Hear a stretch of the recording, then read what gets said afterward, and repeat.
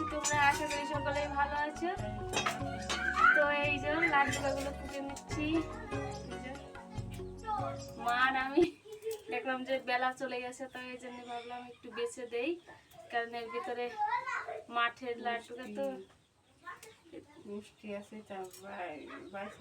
পোকা টোকা থাকতে পারে, তার জন্য বেছে দিচ্ছি।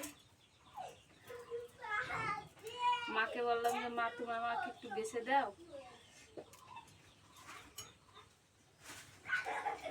এই যে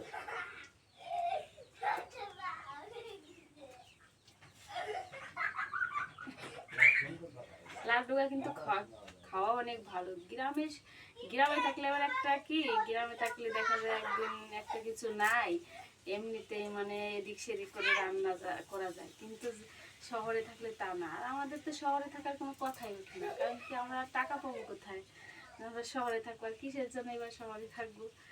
তো আমরা দেখা যায় গ্রামে একদিন যদি কিছু নাও থাকে, কচু শাক রান্না করে খেলেও চলে যায়, লবণ থাকে এবারে।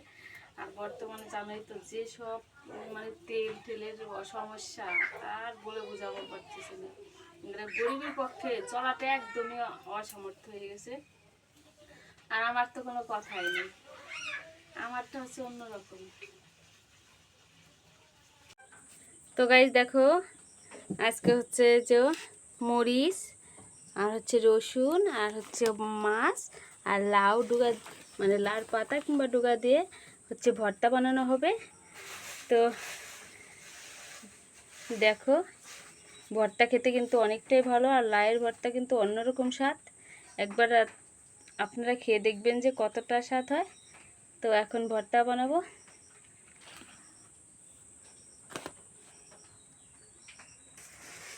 আমি হচ্ছে এই সব নিয়ে নিয়েছি, সব কিছু খেতে কিন্তু অনেকটাই স্বাদ হয়। কি করব বলো, এটা গরিবের সংসার, এসব খেতেই তো হবে। কিন্তু এসব গরিব বলে কোনো কথা না, এগুলো কিন্তু খাওয়া অনেক উপকারী জিনিস। কিন্তু আমার তো সেই মাছটা নেই, কিন্তু ভালো মাছ নেই, এই মাছ দিয়ে আমরা খাই, কারণ কি গরিবের এটাই হচ্ছে ভালো মাছ।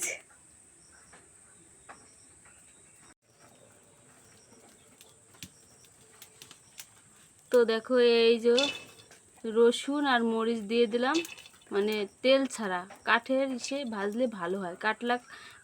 কাটলা জাল বলে একে, এই মানে শুকনো এসেই এটা ভাজি করলে রসুনটা রস টেনে যায়, এবং মানে রসুনটা ভাজা ভালো হয়। এইভাবে নেড়ে চেড়ে নেব। তো গাইস দেখো, যে মরিচ আর রসুন কিন্তু ভাজা ভাজা মানে একটু পুরা পুরা কোয়ালিটি হয়ে গেছে। এখন এর ভিতরে কালো জিরে দিয়ে দেব।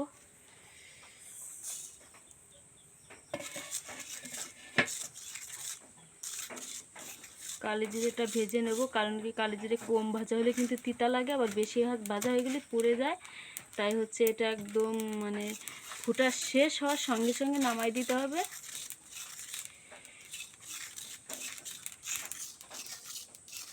ধুমা হয়েছে তো, মানে আমাদের চুলাটা হচ্ছে একদমই ভালো না, তারপর হচ্ছে খড়িটা ভালো না, এদের ধুমা হচ্ছে, গোলা গোলা হচ্ছে।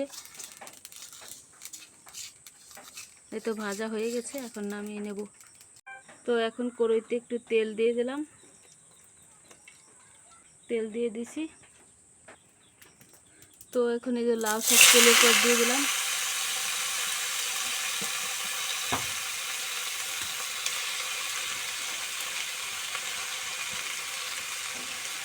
পরিমাণ মতো লবণ দিয়ে দিলাম। এখন এটাকে নেড়ে চেড়ে নেব।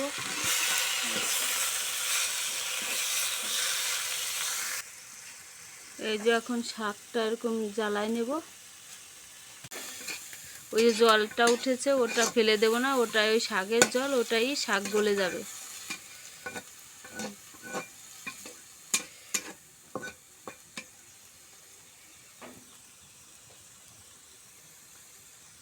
তো গাইস, এই যে মাছগুলো যে বেছে রেখেছিলাম কাটা ছেড়ে, সেগুলোকে এখন দিয়ে দিলাম। এখন এটাকে সুন্দর করে ভাজা করে নেব।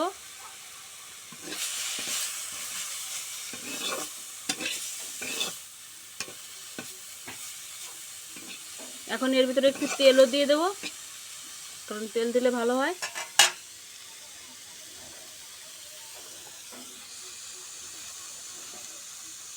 সামান্য পরিমাণ তেল দিয়ে দেবো।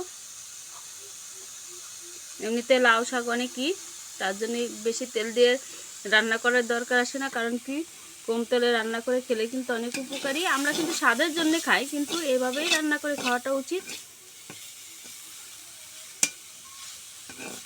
এখন মাছটা দিয়ে সুন্দর করে ভেজে নেব, যাতে নাকি একটু মাছটা হয়।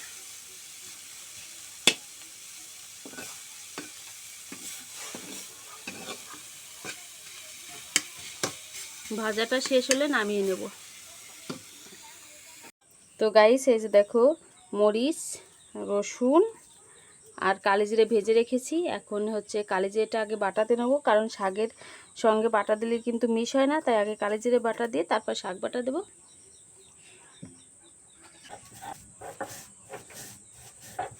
ওয়াও, কালিজিরেটা খেতে বসে গেছি।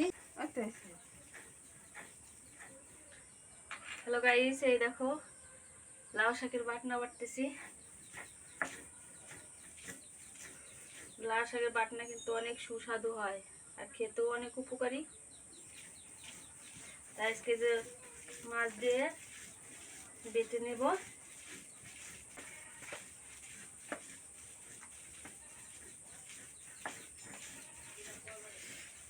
লাউ শাকের বাটনা বাটনাটা কষ্ট হয় বেশি, কারণ এর ভিতরে আঁশটা থাকে তো। ডুগা মগারটা একটু খালি পাতা দেওয়াটা যায়।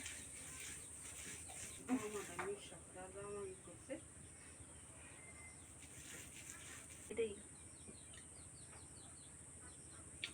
অল দ্য বেস্ট, অনেক সুন্দর হয়েছে। আপনারা খেয়ে দেখবেন, অনেক সুস্বাদু হয়। মানে মাংস পোলাও থেকে এইসব জিনিস কিন্তু খেতে ভালো লাগে। তো গাইস, এই যে হয়ে গেছে। এই দেখো, এই যে হয়ে গেছে। মনি, কি দিয়ে ভাত খাও? ডিম, লেবু, এটা কি বাটনা, কারকল বাটা। তো গাইস, এই যে বৃষ্টির দিনে লাউ পাতার বাটনা বাটা আর ডাল হয়েছে। ডাল আপনাদের দেখাতে পারিনি। এসব কিন্তু খেতে অনেক মজাই। দেখেন, এই যে লাউ দিয়ে ডাল রান্না করছে, আর এই যে কারকল ভাজি করেছে, আর হচ্ছে মনির জন্য ডিম ভাজি করেছে।